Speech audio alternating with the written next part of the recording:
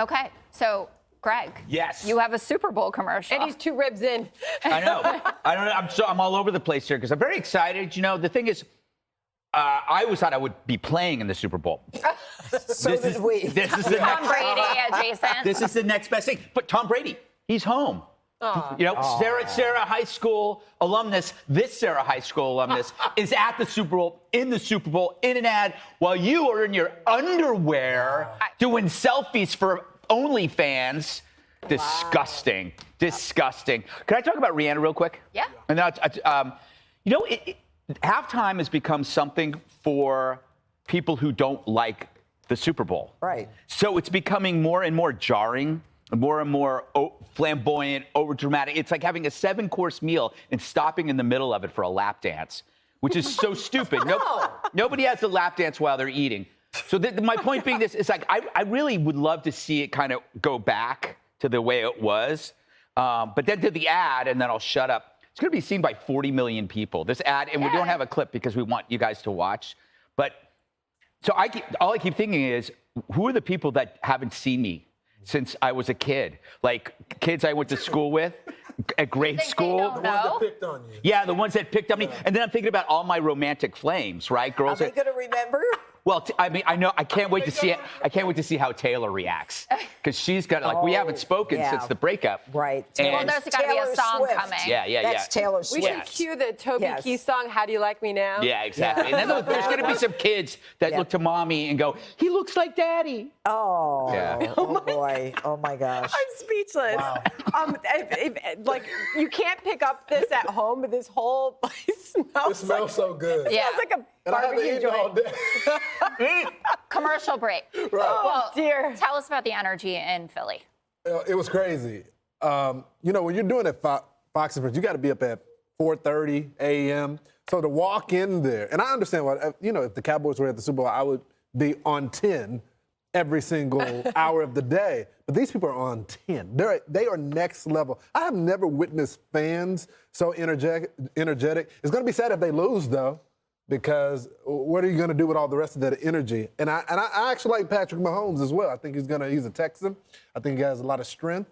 But we'll see what happens. It kind of felt like the owner was just kind of messing with people, right? Because he had a bad, you know, his ankle wasn't great, and then he took off that last play against the Bengals, and I was like, you don't look like your ankle But he hurts you also that said much. at the end of that interview, he goes, look, you know, he's not 100%, but he's also the MVP. Yeah. So that's how he covered his tail on that interview. Yeah. Judge, are you going to be watching? Yeah, I am going to be watching. I have a fashion show ahead of time, but I'll be back to watch it. But here's the thing, Greg. You know, you think that the halftime show is an interruption of the game. I think the halftime show is the game. Okay? I mean, first of all, I love Rihanna. She hasn't had a show in or a live performance in 7 years, 4 years, 7 years, whatever the number. Now, yeah. I love her. I think she's great. And I love that they've got a country music guy, Chris Stapleton, singing the national anthem. And in case you want to know, I'm a Chiefs fan because I love Mahomes. And the other thing that I want to say about this is that mother, that Kelsey mother, Travis, and I mean, what a lucky woman she is. She must be an incredible woman to have raised 2 sons, to have the discipline, the perseverance, the strength, and the talent to be both in the Super Bowl. They're like a straight version of the Property Brothers. Huh?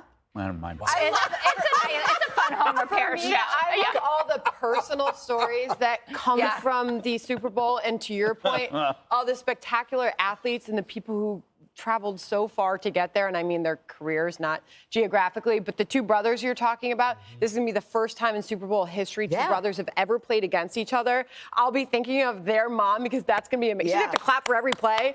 24-year-old quarterback versus a 27-year-old quarterback.